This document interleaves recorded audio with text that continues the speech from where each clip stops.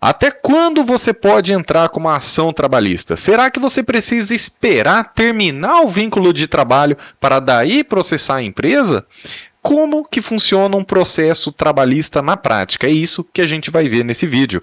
Olá, sou Nakamura, professor advogado há mais de 12 anos e você precisa saber.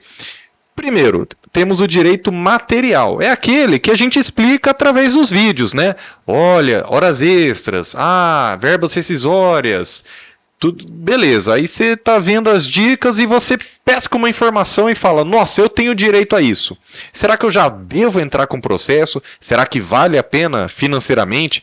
Será que tem lista negra depois de quem já processou empresas? Como que funciona isso? Bom, vamos lá. Eu trouxe aqui, só para a gente ter um norte, um site da Justiça do Trabalho, Tribunal Regional do Trabalho da 4ª Região. E aqui já tem bem simples como que tramita um processo e eu vou acrescentando as informações, tudo que eles não te contam. Então vamos lá. O processo começa assim, você fica sabendo dos seus direitos, procura um advogado, você até pode entrar sem advogado, mas aí a gente até recomenda um certo acompanhamento, já vou chegar lá. E você elenca os seus pedidos na famosa petição inicial. Ela é muito importante porque você precisa relatar tudo para o seu advogado ou você mesmo na petição inicial, porque depois não vai ser possível acrescentar novos pedidos. Então, quando você vai procurar um advogado, você não pode procurar, às vezes, na raiva, só no impulso. Não, calma, esfria a cabeça. Anota num papel todos os pontos que você acha relevantes. O bom advogado também vai saber fazer boas perguntas. O que acontece muito no escritório? A pessoa às vezes vem aqui, né? Doutor, eles não me pagaram minhas horas extras. Certo, vamos lá, a gente, né, vai vendo quanto que dá, faz os cálculos e a gente faz toda uma entrevista para uma ação trabalhista. E às vezes a pessoa descobre que ela tem outros direitos que podem retornar até muito mais dinheiro, mas não é só pelo dinheiro, é para que a empresa não pratique isso com outras pessoas. Então, às vezes, você foi xingado e você nem sabia que isso poderia ensejar uma indenização por danos morais. Você mexia com óleo, graxa, ruído, frio, calor, radiação, e a empresa não pagava a insalubridade, você pode ter direito a um adicional de 10, 20 ou até 40%. Da mesma forma, a periculosidade, um adicional de 30%. Então, às vezes, vem o cliente muito focado em um detalhinho ali e a gente, nessa varredura, faz uma análise completa e descobre vários outros direitos. Então, essa é a parte do direito material, o direito propriamente dito. Só que a gente também tem o direito processual trabalhista. É claro que não é função sua saber disso. É a função do seu advogado. Mas, ao entender as regras, você consegue adiantar muita coisa. Vem comigo, ó. Você pode já protocolar até mesmo um acordo. Olha só o que o site aqui do Tribunal Regional do Trabalho da 4ª Região vem falando. Como que faz uma homologação de acordo extrajudicial? No nosso escritório, a gente monta o processo e a gente entra em contato com a empresa, geralmente quando é uma empresa de médio ou grande porte.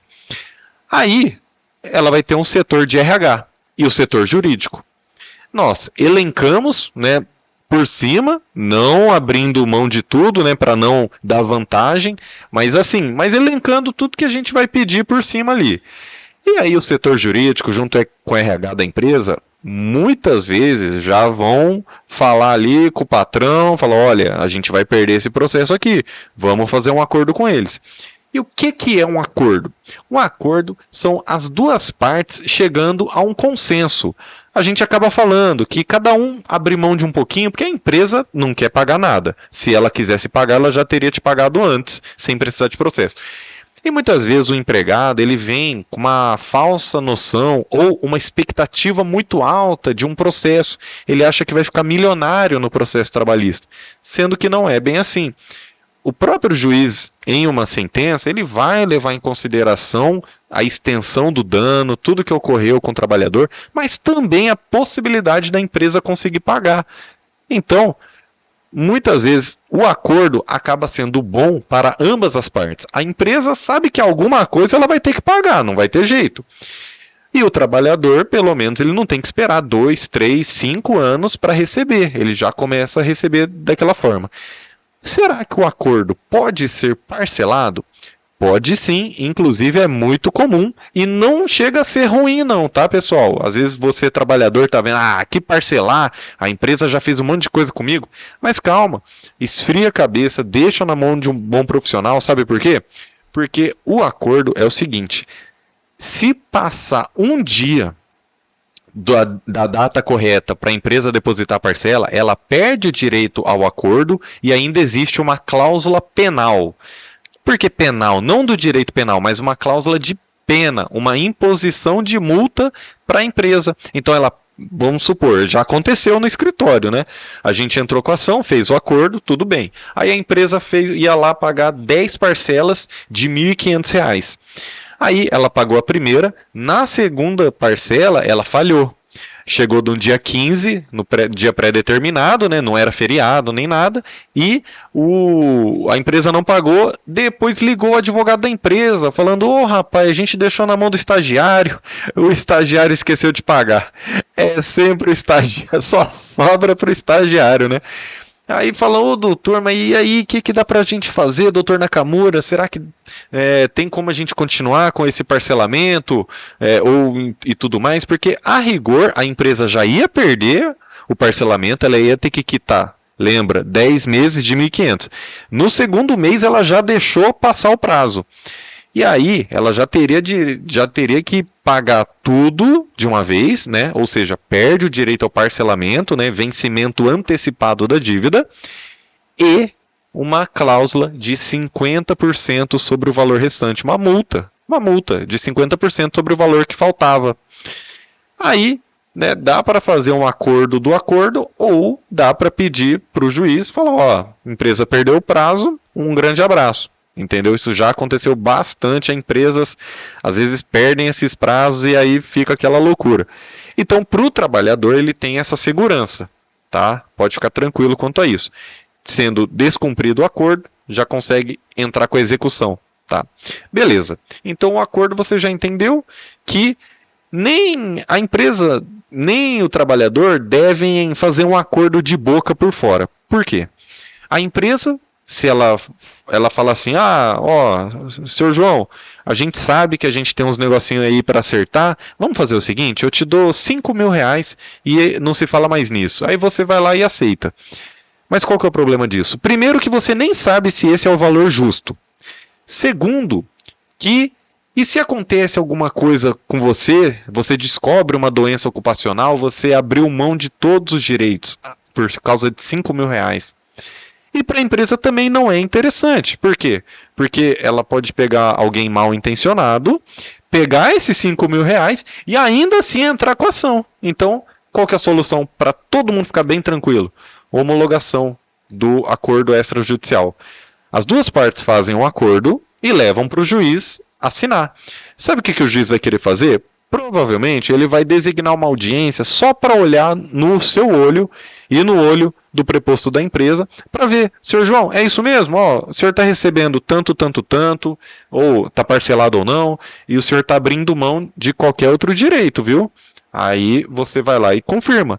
Aí o preposto da empresa também: é isso mesmo, vai pagar assim, está resolvido, não se fala mais nisso. E aí já mata a questão, já fica bem interessante. Mas é claro, né? O acordo precisa das duas partes chegarem em um consenso comum. Às vezes isso não acontece. E aí a gente tem então um processo de jurisdição contenciosa. É um processo que você vai entrar com a petição inicial, tem que conter todos os pedidos, já tem que conter uma indicação das provas, e sobre provas eu já vou falar sobre isso, tá? Como não é uma aula para advogados, eu estou falando aqui para o público em geral, o que você precisa saber?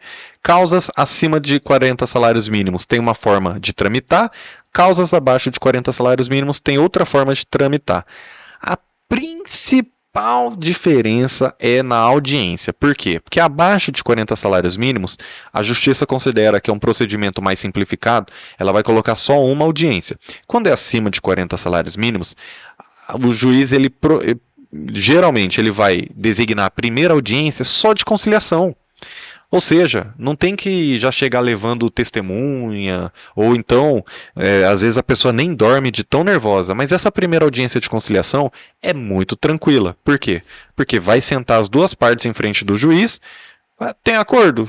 Tem, vamos conversar, faz uma proposta, sai da sala, conversa um pouco, volta, beleza. Se não tiver nem propósito de acordo, o juiz ele vai tentar, né? Tanto o assessor do juiz como o próprio juiz ou a juíza, eles vão tentar fazer um acordo, não assim forçando a barra, mas tentando resolver mesmo, né? É nesse sentido que eu quero dizer.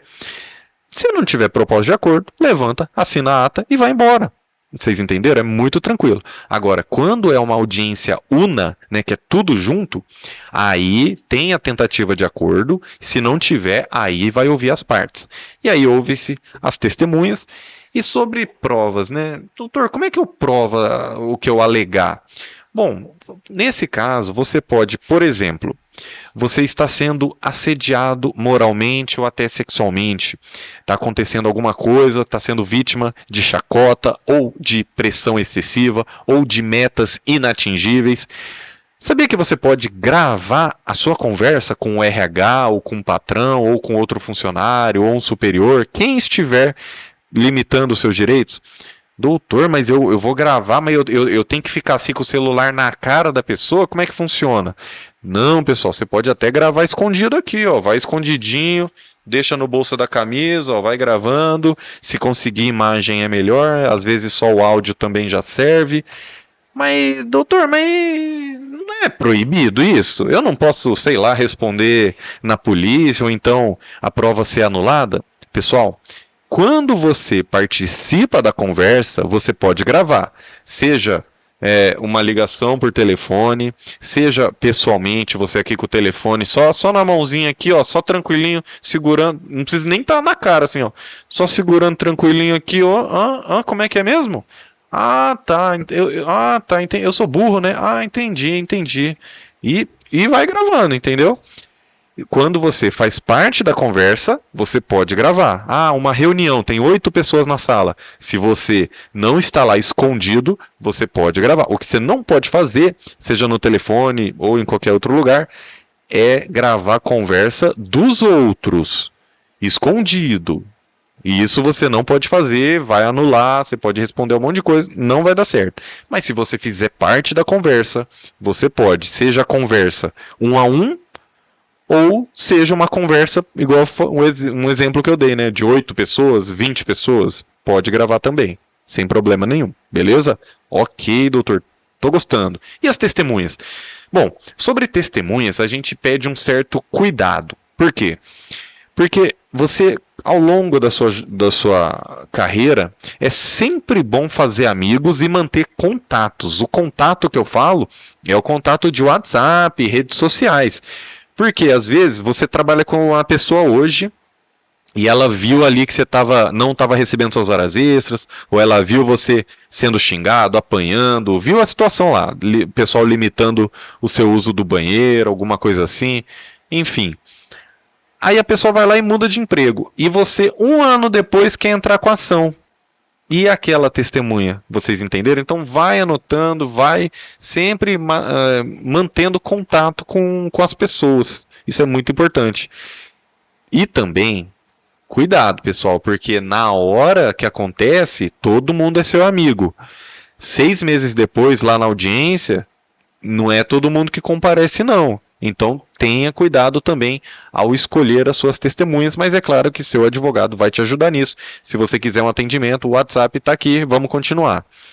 Beleza, provas, tal. E se precisar de perícia, né? Aí já tem aqui, né? Tem a petição inicial, tem a defesa da empresa, tem essa audiência que eu falei para vocês, que pode ser separada ou junta, e aí a famosa perícia, né? O perito, ele é imparcial. Tem gente que pensa que o perito é da empresa. Não necessariamente, pessoal. Aliás, não é. Por quê? Existem vários tipos de perícia. Ó, a perícia, por exemplo, ela pode apontar uma fraude ou falsidade documental. A empresa apresenta lá as suas verbas rescisórias, o seu TRCT, Termo de Rescisão de Contrato de Trabalho, aquele papel cheio das verbas que você assina embaixo. Às vezes, a empresa vai lá e falsifica, falando que você aceitou que recebeu, que vale como recibo, que não sei o que, e você querendo receber suas verbas rescisórias. Você vai lá e alega uma fraude, fala, ó, essa assinatura não é minha. O perito ele pode fazer o laudo e falar, realmente, essa assinatura não é do empregado. Tá? Existem outras perícias também, uma perícia contábil, como incorreções nos pagamentos efetuados. Você fala, ó, mas o meu salário devia ser tanto, eu recebia tanto, tinha desconto indevido e tudo mais, perícia contábil. E também eventual direito ao pagamento de insalubridade ou periculosidade, aí vai ser uma perícia técnica que vai avaliar as condições do ambiente de trabalho. Né? Então, eu tinha contato com graxa, fumaça, óleo, frio, calor, ruído, radiação, entre outros, ou periculosidade.